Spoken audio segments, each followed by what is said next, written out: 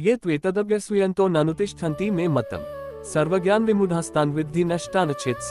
परंतु जो मनुष्य मुझ में दोषारोपण करते हुए मेरे इस मत के अनुसार नहीं चलते हैं, उन मूर्खों को तू संपूर्ण ज्ञानों में मोहित और नष्ट हुए ही समझ। इस श्लोक में भगवान कृष्ण उन लोगों के बारे में बात कर रहे हैं जो उनके उपदेशों की अवहेलना करते हैं।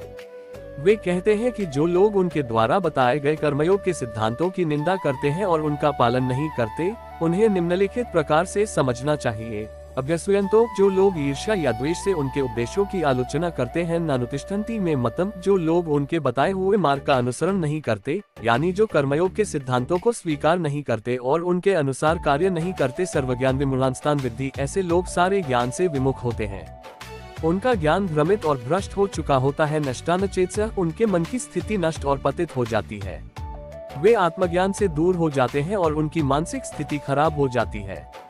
इस प्रकार भगवान कृष्ण ने स्पष्ट किया है कि जो लोग उनके उपदेशों को नहीं मानते और केवल आलोचना करते हैं, वे ज्ञान और समझ की दृष्टि से खो चुके होते हैं।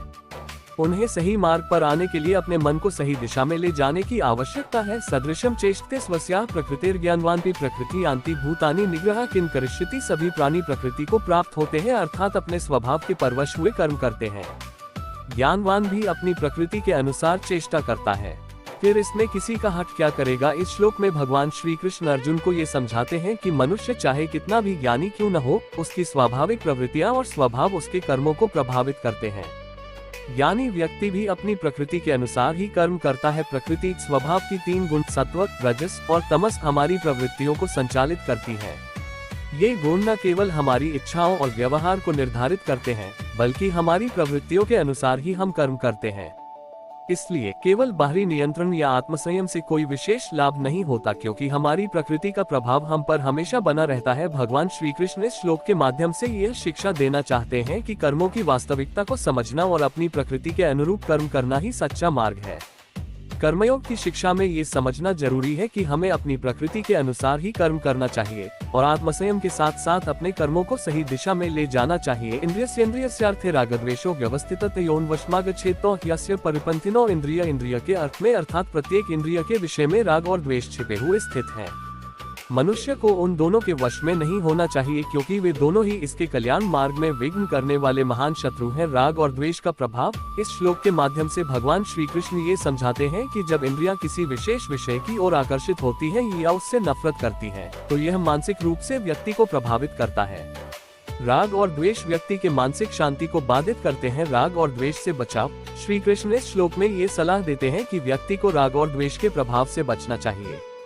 जब इंद्रियां किसी विशेष विषय की ओर आकर्षित होती हैं या उससे नफरत करती हैं, तो यह मानसिक शांति के लिए खतरा बन सकता है। कर्मयोग का पालन। कर्मयोग का अनुसरण करते हुए व्यक्ति को अपने कर्मों पर ध्यान केंद्रित करना चाहिए और इंद्रिय संवेदनाओं से उत्पन्न राग और द्वेष को नियंत्रित करने की कोशिश करनी चाहिए। इससे वह आत्मिक शांति और संतुलन प्राप्त कर सकता है। इस प्रकार ये श्लोक हमें सिखाता है कि कैसे इंद्रिय संवेदनाओं और उनके विषयों के प्रति अनावश्यक राग और द्वेष से बचना चाहिए और एक स्थिर और संतुलित मानसिकता बनाए रखनी चाहिए। श्रेयं स्वधर्मो विगुणः परधर्मात् स्वनुष्ठितात् स्वधर्मे निधन श्रेयः परधर्मो भयः। अच्छी प्रकार आचरण में लाए हुए दूसरे के धर्म से गुण रहित भी अपना धर्म अति उत्तम है।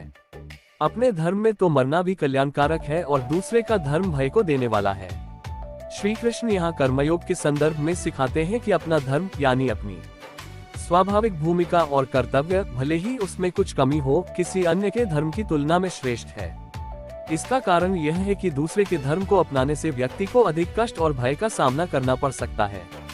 स्वधर्म। यहाँ पर स्वधर्म का मतलब है कि व्यक्ति को अपनी स्वाभाविक स्थिति, कर्तव्य और भूमिका के अनुसार ही कार्य करना चाहिए। यह उसकी अपनी प्रकृति और योग्यता के अनुरूप होता है। परधर्म से आशय है किसी और के धर्म या भूमिका को अपनाना। जब व्यक्ति अपने स्वाभाविक धर्म को छोड़कर दूसरे के धर्म को अपनाता है, तो इससे उसे कठिनाइयों का सामना करना पड़ सकता है, क्योंकि यह उसकी प्रकृति के अनुरूप नहीं होता। विगुण। यदि स्वधर्म में कुछ कमी या दोष है भी, तो भी वह परधर्म से श्रेष्ठ है। स्वधर्म में कर्म करना व्यक्ति की अपनी प्रकृति के अनुसार होता है और इससे उसे प्राकृतिक संतुलन और शांति मिलती है। भयावह। परधर्म अपनाने से भयावह परिणाम हो सकते हैं, क्योंकि यह व्यक्ति की वास्तविक प्रकृति के विरुद्ध होता है और उसे असुविधा और तनाव का सामना करना पड़ सकता है। इस प्रकार श्री कृष्ण का संदेश है कि व्यक्ति को अपने स्वधर्म का पालन करना चाहिए, भले ही उसमें कुछ खामियां हो, क्योंकि इससे उसे सही दिशा और शांति प्राप्त होती है। काम के निरोध का विषय अर्जुन उवाच हत केन प्रयुक्तो पापं चरति पुरुषः निच्चिनपि वार्षणेय बलादेव नियोजितः। अर्जुन बोले, हे कृष्ण, तो फिर यह मनुष्य स्वयं न चाहता हुआ भी बलात् लगाए हुए की भांति किससे प्रेरित होकर पाप का आचरण करता है। अर्जुन ने श्री कृष्ण से प्रश्न किया कि हे कृष्ण, इस संसार में कुछ लोग पाप कर्म करते हैं जबकि वे स्वयं ऐसा नहीं करना चाहते, वे क्यों ऐसा करते हैं? क्या बलात्कृत होने की तरह कोई शक्ति है जो उन्हें ऐसा करने के लिए बाध्य करती है? इस श्लोक में अर्जुन ने उन व्यक्तियों के बारे में सवाल किया है जो पाप कर्म करने के बावजूद स्वयं ऐसा करने की इच्छा नहीं रखते। अर्जुन ये जानना चाहते हैं कि क्या कोई बाहरी शक्ति या बल है जो उन्हें पाप करने के लिए विवश करती है। इस प्रश्न में अर्जुन के मन में ये संदेह है कि पाप करने के लिए कोई शक्ति या बल व्यक्ति को मजबूर कर देती है। ये सवाल इस बात को सामने लाता है कि कर्म और इच्छाओं के बीच का संबंध क्या है, और यह स्पष्ट करने के लिए भगवान कृष्ण को इसका उत्तर देना होगा। श्री भगवान उवाच काम अश्क्रोधश रजोगुण समुद्भवः महाशनो महापापमा विद्धयन् ही वैरिणम। श्री भगवान बोले, रजोगुण से उत्पन्न हुआ ये काम ही क्रोध है। ये बहुत खाने वाला अर्थात भोगों से कभी न अघाने वाला और बड़ा पापी है। इसको ही तो इस विषय में वैरी जान भगवान श्री कृष्ण इस श्लोक में बताते हैं कि काम, इच्छा और क्रोध, गुस्सा रजोगुण से उत्पन्न होते हैं। ये दोनों ही अव्यक्त स्वभाव के दोष हैं जो मनुष्य के जीवन में अराजकता और विकृति उत्पन्न करते हैं। काम यह अनगिनत इच्छाओं की भावना है जो एक व्यक्ति के मन को हमेशा उत्तेजित करती रहती है। इच्छाओं की पूर्ति के लिए व्यक्ति बार बार प्रयास करता है और यदि ये इच्छाएं पूरी नहीं होती तो वह तनाव और असंतोष का सामना करता है। क्रोध यह एक तीव्र और अव्यवस्थित भाव है जो व्यक्ति को अनुशासनहीन बना देता है।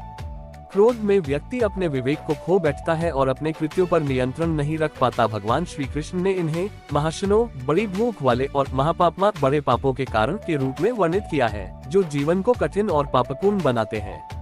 इन दोनों दोषों को वैरिणम, दुश्मन के रूप में जानकर हमें इनसे दूर रहना चाहिए। इस प्रकार इस श्लोक का संदेश है कि इच्छाओं और क्रोध को नियंत्रित करना अत्यंत महत्वपूर्ण है, क्योंकि ये व्यक्ति को मानसिक और नैतिक रूप से कमजोर बना सकते हैं। धूमेनाव्रियते वह्निर्यथादर्शो मलेनच यथोल्बेनावृतो गर्भस्तथा तेनेदमावृतम्।